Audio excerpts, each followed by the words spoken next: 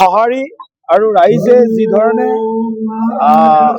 একেবাৰে মই যদি কওঁ ঢেকীয়াজুলিৰ পৰা আজি নলবাৰীলৈকে, নলবাৰীতো যাত্ৰা সোমোৱা নাই আৰু এতিয়া নিশা প্ৰায় মোটামুটি 7:30 বাজিছে। 9 বজাৰ আগত হয়তো নলবাৰীত সোমাব নোৱাৰিব, যিটো মই দেখিলো। গতিকে ৰাইজৰ ব্যাপক সঁহাৰি, আশীৰ্বাদ, মৰম, চেনেহ সকলোবিলাক হৃদয়েৰে দিছে ৰাইজ। আৰু ইমান স্বতঃস্ফূৰ্ত, ইমান অকৃত্ৰিম এনেকুৱা যাত্ৰা মইতো মোৰ জীৱনত প্ৰথমবাৰ দেখিছো। আৰু ইমান মানুহ মই কেতিয়াও দেখা নাছিলো। সঁচা অৰ্থত আপোনালোকেও যদি গোটেই যাত্ৰাটোত থাকিলেহেঁতেন, ইয়াত থকা সকলৰ মাজৰ সাংবাদিক বন্ধুসকলে, তেতিয়াও হয়তো এইটো অনুভৱ কৰিব পাৰিলেহেঁতেন যে এনেকুৱা অদ্ভুত, অবিশ্বাসনীয়, অভূতপূৰ্ব আৰু অসমৰ ৰাজনীতিত বা ভাৰতৰ ৰাজনীতিত ক'লেও মই নাজানো কিমান, কিন্তু অসমৰ ৰাজনীতিত এনেকুৱা যাত্ৰা এতিয়ালৈকে ক'তো সম্ভৱপৰ হৈ উঠা নাই। আৰু এই যাত্ৰাটো কেৱল মাত্ৰ ভাৰতীয় জনতা পাৰ্টীৰ ৰাইজক সংযোগ যাত্ৰা নহয়, এয়া আশীৰ্বাদ যাত্ৰা। এই যাত্ৰাই প্ৰচণ্ডই বিজয়ত আমাক যথেষ্ট সহায় কৰিব। কাৰণ জনতাৰ যিটো মন, জনতাৰ যিটো অনুভূতি, এই অনুভূতিটো যাত্ৰাৰ সময়ত আমি বহিৰ্প্ৰকাশ হোৱাটো দেখিবলৈ পাইছো।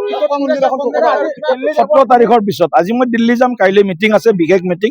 গতিকে এতিয়া মোৰ 10 বজাত নোলায়। 17 তাৰিখৰ পিছত, 17 তাৰিখৰ পিছত কংগ্ৰেছৰ যাত্ৰা, আমি য'ত যাত্ৰা নচলাও তাত কংগ্ৰেছে যাত্ৰা চলাব।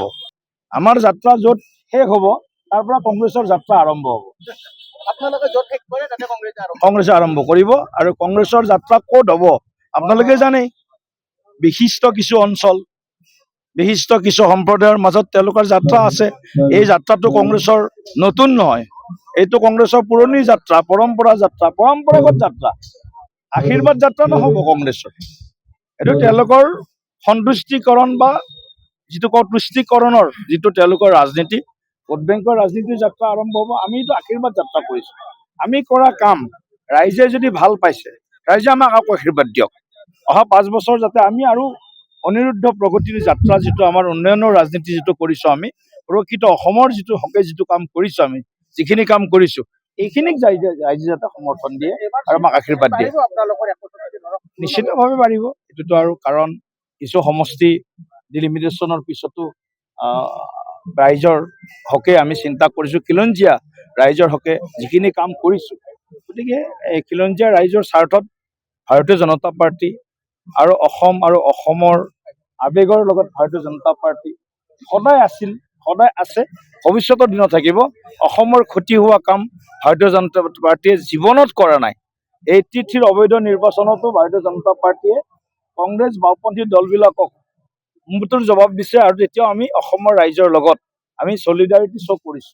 তেতিয়াৰ পৰা আমাৰ যিটো যাত্ৰা, সেই যাত্ৰাটো আমি অসমীয়াৰ সুৰক্ষা, ভাৰতীয়ৰ সুৰক্ষাৰ কাৰণে আৰু উন্নয়নৰ কাৰণে কৰি আছো। উন্নয়নৰ ৰাজনীতি